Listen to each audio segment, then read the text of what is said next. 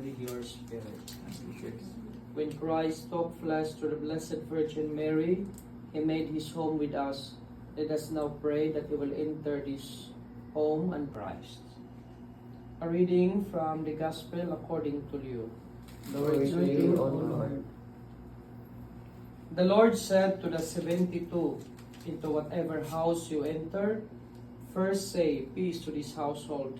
If a peaceful person lives there, your peace will rest on him, but if not, it will return to you. Stay in the same house and eat and drink what is offered to you, for the laborer deserves his payment. Do not move about from one house to another. Whatever town you enter and they welcome you, eat what is set before you.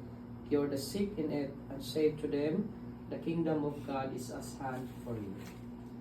The Gospel of the Lord. Praise to you, Lord Jesus Christ.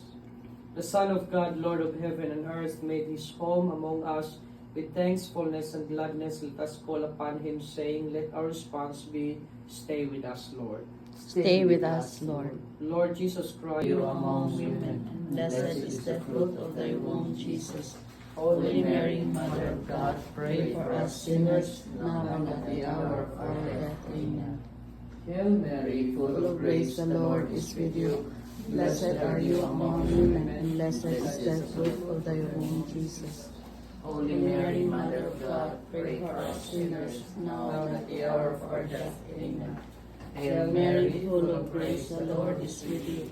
Blessed are you among women, and blessed is the fruit of thy womb, Jesus.